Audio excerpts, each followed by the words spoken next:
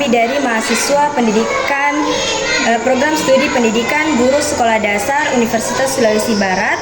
Kami datang ke sini dalam rangka melaksanakan tugas observasi mata kuliah pengembangan kurikulum SD. Sebelumnya kami mengucapkan terima kasih atas waktu dan kesediaan Bapak Ibu menerima kami di sekolah ini.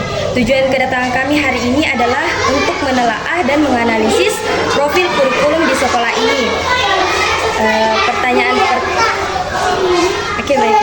Pertanyaan pertama itu, kurikulum apa yang digunakan di sekolah ini? Apakah sudah menggunakan kurikulum Merdeka atau masih menggunakan K13? Ya, sudah pakai kurikulum Merdeka. Sejak tahun berapa?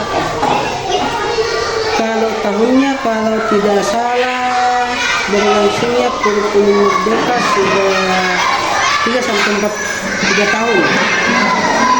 Ya, sekitar itu.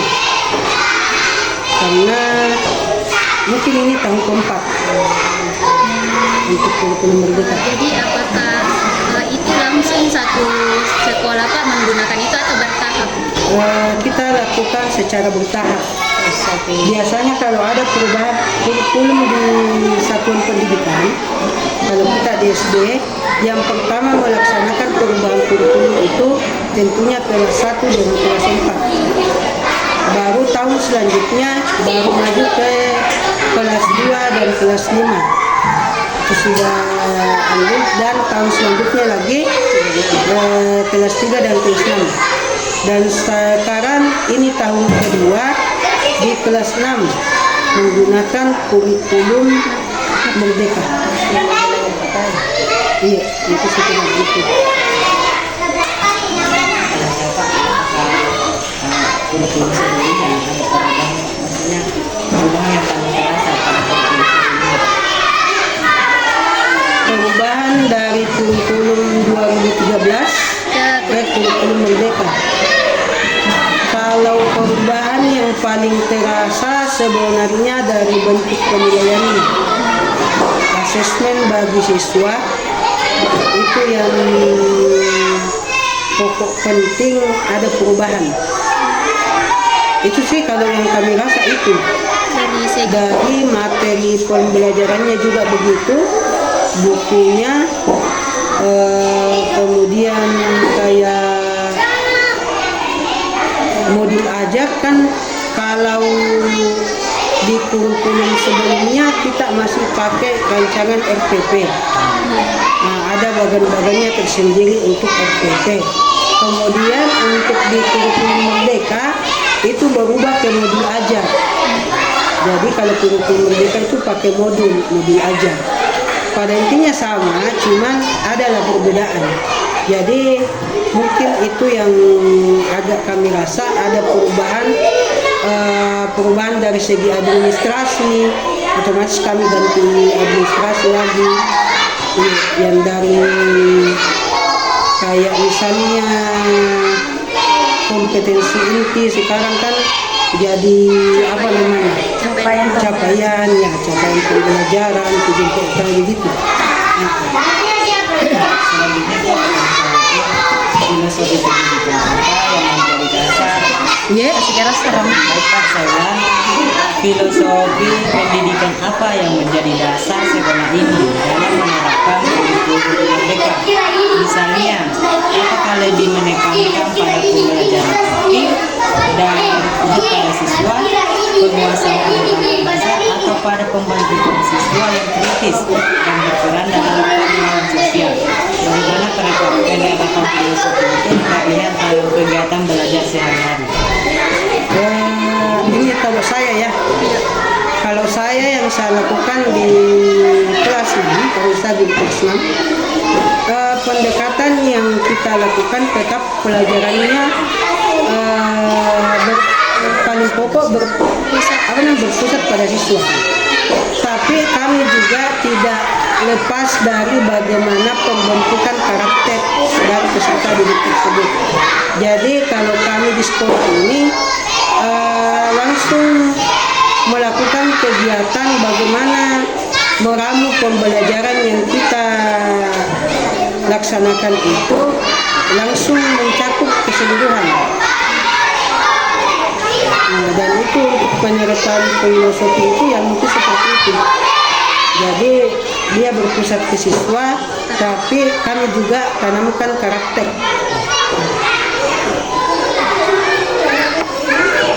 Baik Pak, pertanyaan selanjutnya itu bagaimana nilai-nilai profil pelajar Pancasila diterapkan dalam kegiatan pembelajaran dan proyek P5 di sekolah ini Pak?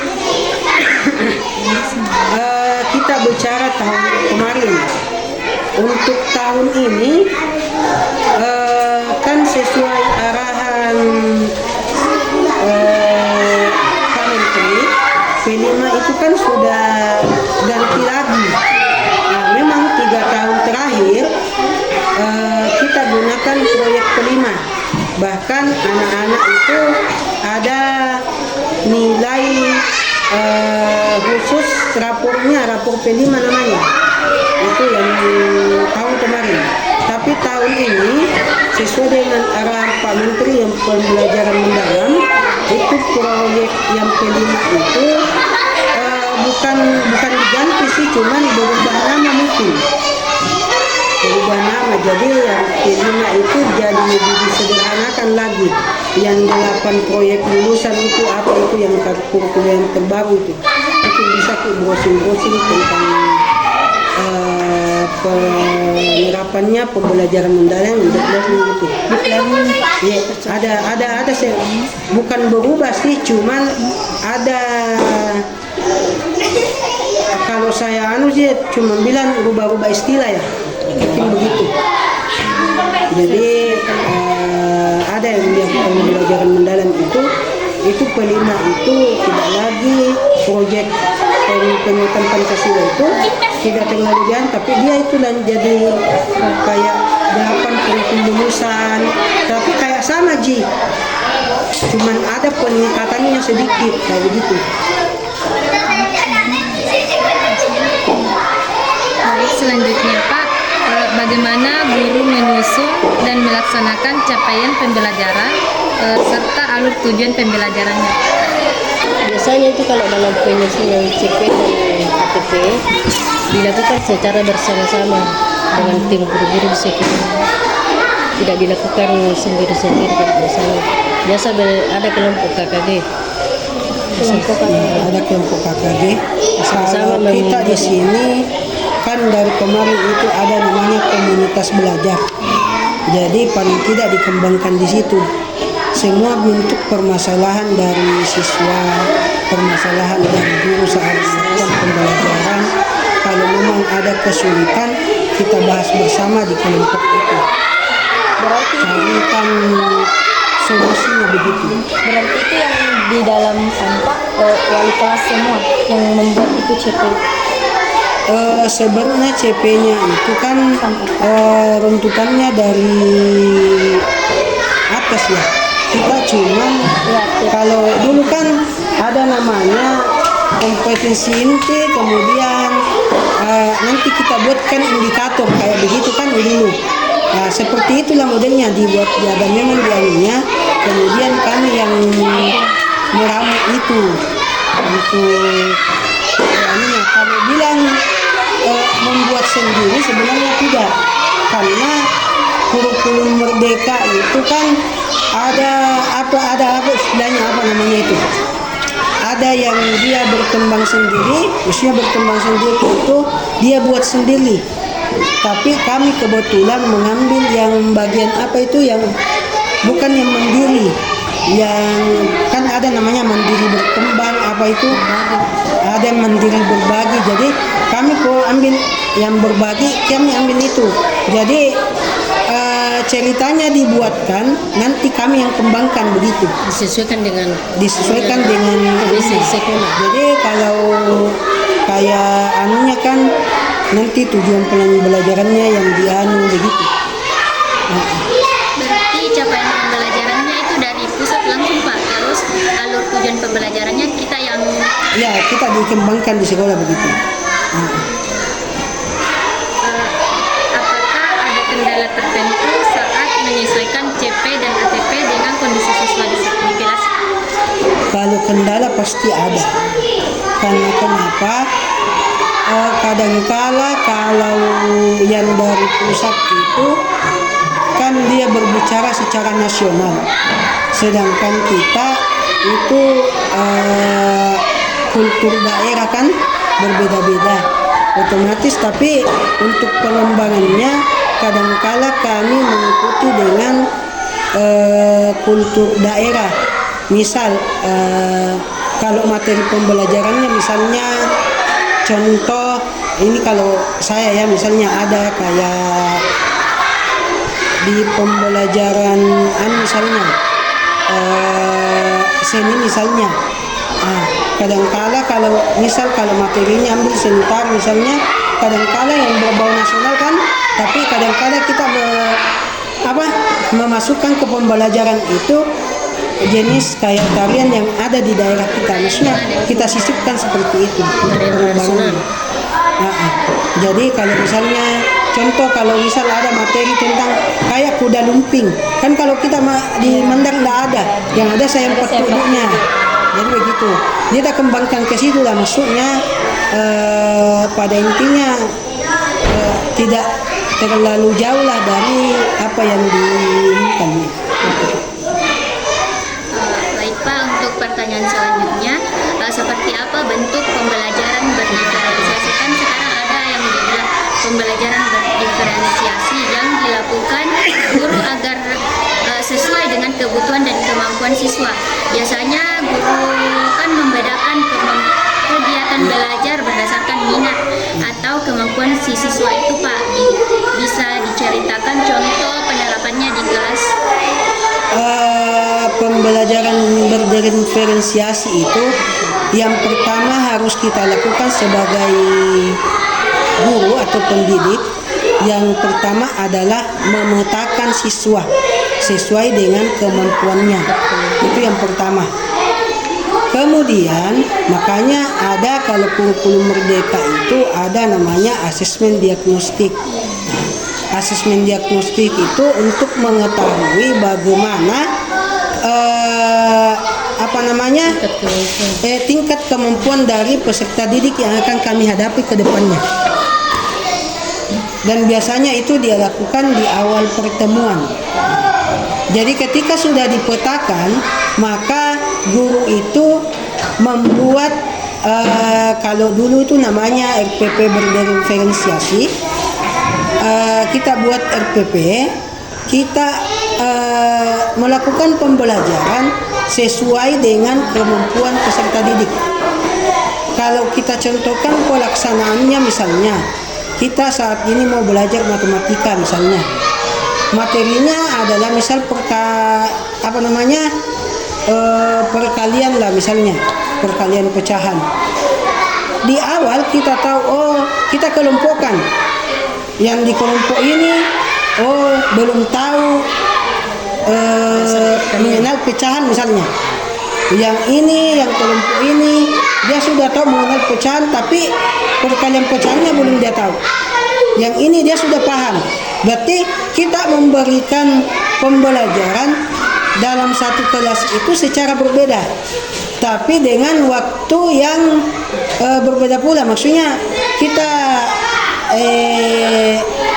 antar dulu yang belum mengenal pecahan ini, kemudian sampai dia punya tugas, kemudian pindah lagi ke kelompok selanjutnya, dan akhirnya sampai di kelompok yang ini sudah lebih paham.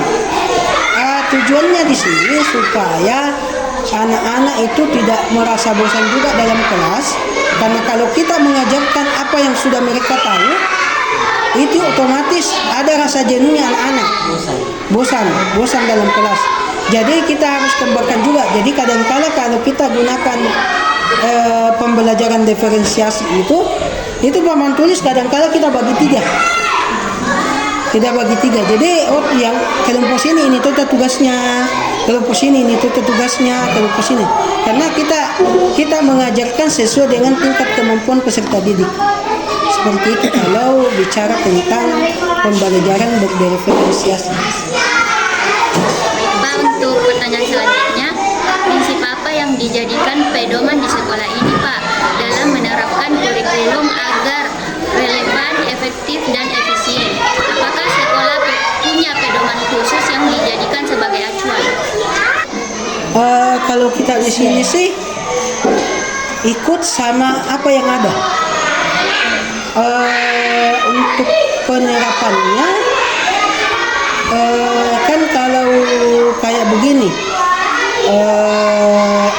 apa namanya, kurikulum merdeka kan, bukunya sudah jadi memang dibuatkan bukunya. Jadi kita tinggal siapkan itu saja dan mengajar sesuai dengan apa yang apa yang ada di buku itu. Maksudnya tinggal kita mengembangkan saja begitu. Jadi kalau prinsip apa yang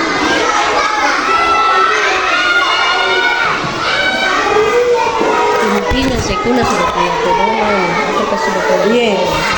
pedoman yang diikuti oleh sekolah itu langsung dari pusat. Langsung dari pusat, Pak. Lalu kita yang sesuaikan dengan kemampuan siswa. Sesuai dengan kondisi sekarang. Iya, ini kita begitu. Usia memang. Pedoman jadi kita yang menyesuaikan. Jadi kalau kami itu kayak alur ATP-nya, alur CP-nya itu kadangkala itu ada memang. Jadi kita tinggal saja dipilah. Karena memang itu ada memang dari pusat. Jadi kita tinggalkan bentuknya itu kalau itu banyak itu pasti halamannya itu banyak sekali.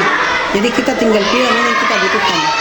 Karena tergabung semua dalam satu file itu tergabung semua. Jadi kita tinggal pilih mana TP, ATP yang mau Bapak,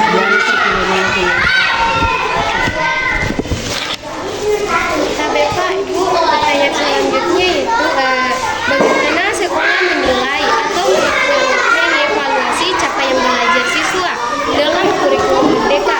Terus apa saja tantangan yang Ibu atau Bapak hadapi dalam penerapan kurikulum merdeka dan bagaimana sekolah mengatasinya? Kalau sekolah evaluasi sekarang kan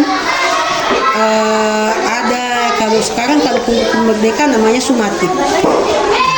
Jadi ada namanya sumatif atau asesmen formatif, ada diagnostik, ada yang formatif. Kemudian untuk yang formatifnya dilakukan setelah pembelajaran. Kemudian sebenarnya di sini ada pilihan.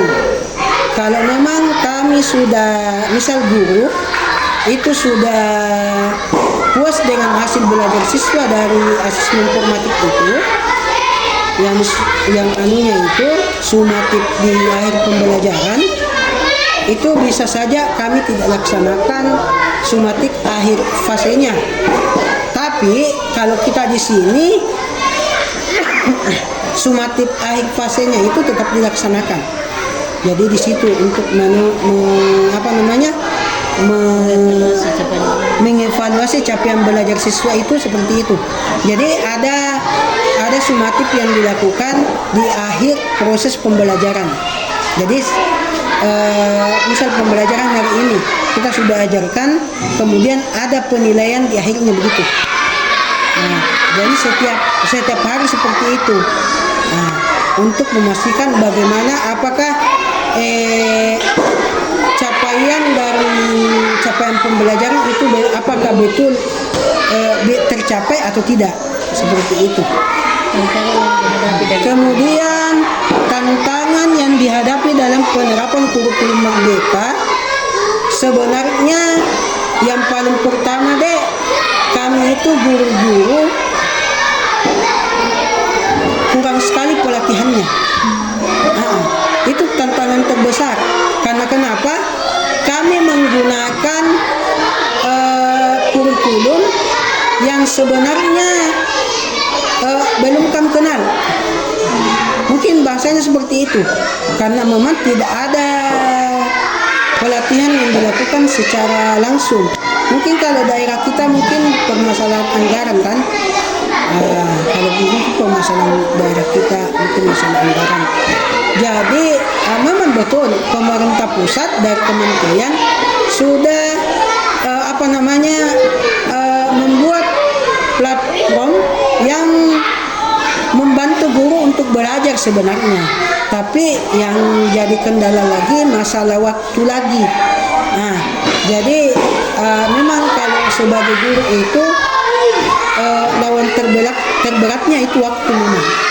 Karena kayak apalagi kalau dia sudah jadi ibu kan. Nah, kalau mungkin kayak bapak-bapak mungkin agak lebih enteng. Karena kenapa ya? Mungkin sepulang di rumah tidak terlalu banyak kerjaan. Tapi yang ibu-ibu kasihan kalau pulang ke rumah otomatis tidak akan berpikir masalah untuk bagaimana pasti urusan di rumah juga yang dikerjakan seperti itu.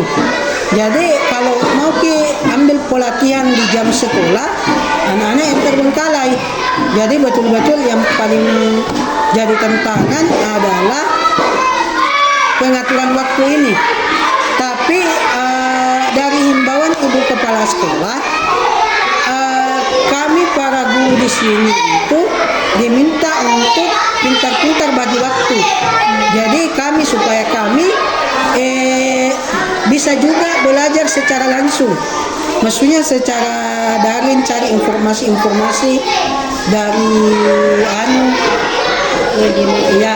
di media sosial tentang kurikulum merdeka. Termasuk tadi kayak pembelajaran diferensiasi itu kami tidak pernah dilatih untuk itu. Yang dapat pelatihan itu mereka yang ikut guru penggerak.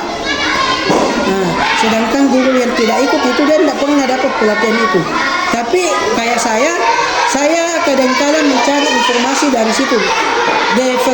RPP diferensiasi itu seperti apa sebenarnya. Jadi memang harus kita guru yang harus pandai untuk mencari informasi sendiri. Karena kami itu tidak dapat pelatihan. Jadi kalau kami sudah tidak mencari sendiri juga ilmunya, otomatis tambah-tambah ketinggalan seperti itu. Ya, masih ada?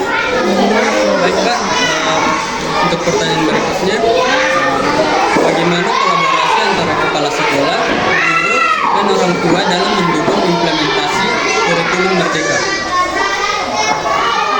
Kalau kerjasamanya, kolaborasi antara kepala sekolah, guru, dan orang tua,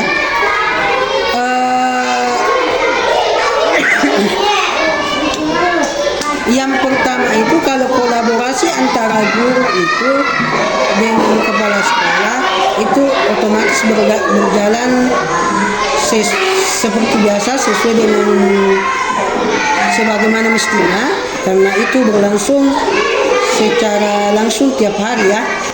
Nah, jadi di sini dalam penerapan kurikulum merdeka dan kolaborasi dengan orang tua itu kita lakukan dengan melakukan sosialisasi. Yang pertama sekali kita adakan sosialisasi atau kita kasih tahu orang tua siswa bahwa ada pergantian kurikulum. Modelnya seperti ini lagi. Nah, cara penilaiannya begini lagi. Nah, itu kita sampaikan ke orang tua. Dan saya rasa kolaborasinya berlangsung dengan baik, kerjasamanya berlangsung dengan baik, dan alhamdulillah orang tua juga antusias dengan informasi yang diberikan oleh sekolah kepada mereka. Seperti itu. Ada lagi?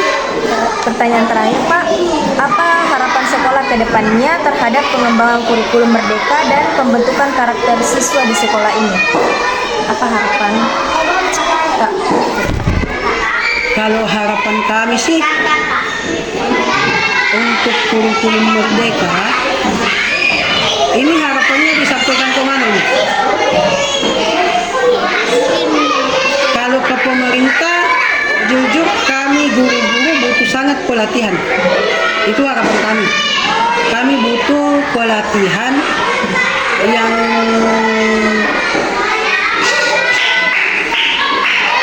dalam melaksanakan kurikulum merdeka ini.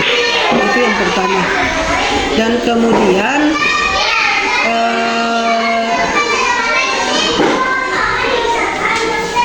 dan untuk pembentukan karakter siswa termasuk juga pelatihan-pelatihan yang berhubungan dengan pembentukan karakter itu sendiri. Nah, sebenarnya sih pembentukan karakter siswa itu bukan hal yang baru ya. Sebenarnya dari kurikulum sebelumnya, dari kurikulum yang terdahulu sebenarnya pembentukan karakter siswa sudah ada sebenarnya. Cuman mungkin pembentukan karakter siswa mungkin sebelumnya itu dia masih terikat ke pelajaran masih tersendiri. Contoh dulu ada pembelajaran Pancasila kan? Nah, itu dulu itu pembentukan karakter itu. Jadi kalau sebenarnya harapan kami PKP ya? PKP kok dulu sana karakter Pancasila apa sana? Jadi yang dulu dipelajari di sekolah, yang sekarang sudah hilang. Ada itu pelajaran dulu apa? Bukan. Yang pembentukan karakter nyupe dulu itu masih sekolah dulu ya Pancasila apa namanya? Ada itu dulu deh. Mungkin kami yang SD dulu.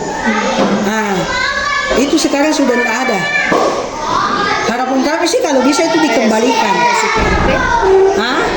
Pelajaran PMP? Ya, PMP. Apa Pendidikan Moral Pancasila. Ya, pendidikan moral Pancasila. Itu kami belajar dulu. Tapi sekarang itu tidak ada. Makanya apalagi sekarang kan ada HAM. Dikit-dikit yang viral kemarin kan merokok di sekolah, ditambah kepala sekolahnya dilapor ke polisi. Itu kan akhlak dan moral yang sudah tidak ada, etika yang tidak ada. Itu yang jadi harapan kami, pendidikan moral di sekolah. Karena rata-rata anak-anak sekarang itu kurang beretika, kurang punya adab, kurang bermoral ke guru-gurunya. Saya bicara secara umum ya, saya tidak bicara anak-anak di sini. Kalau anak-anak di sini memang sih yang kurang dari mereka itu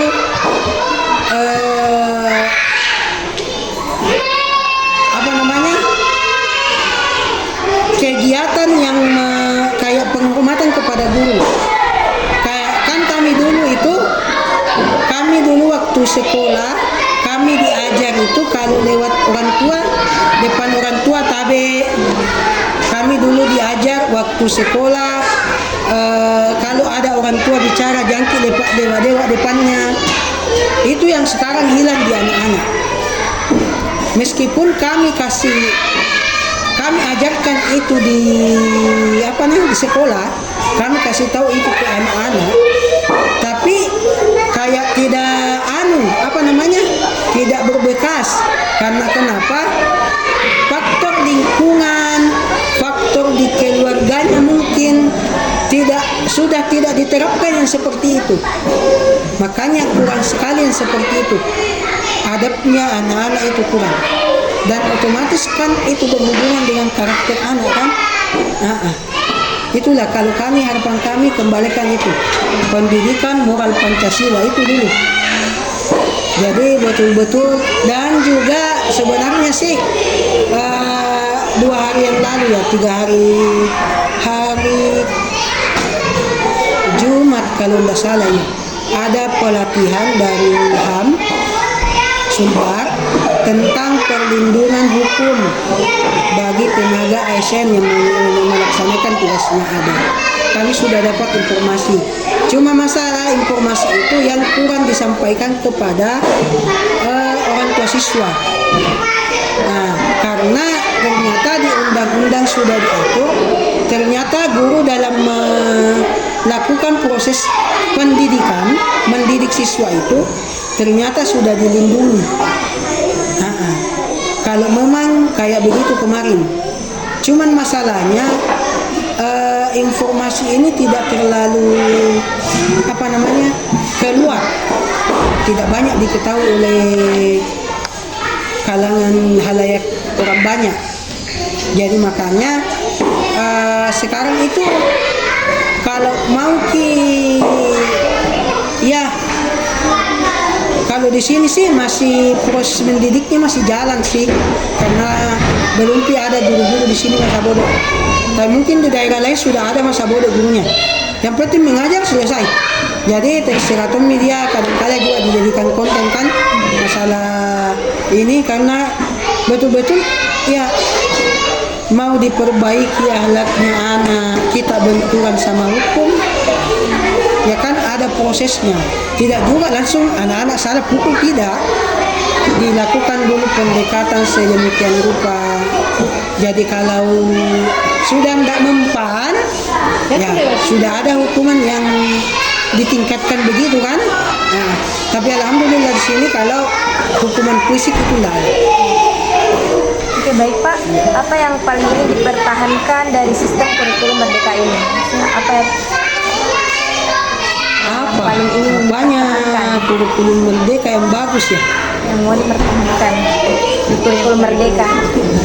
Kalau tanya ke apanya yang perlu dipertahankan, apanya bagus dipertahankan kurikulum Merdeka?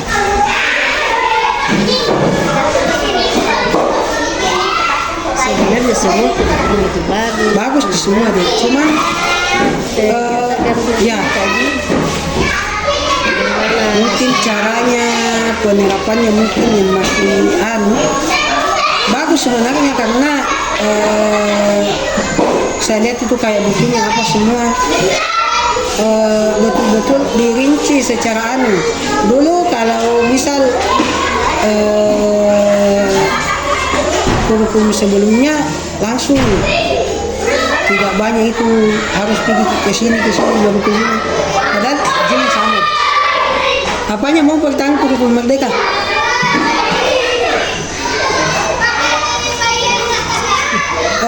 Anunya saja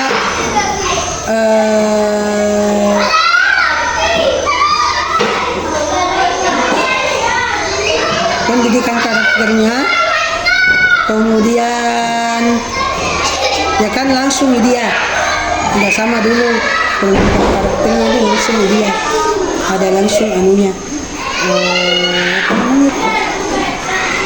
sama tetap mempertahankan pembelajaran yang berfokus pada siswa. Baik, terima kasih Pak Bu atas waktu yang diberikan dan penjelasan yang sudah diberikan.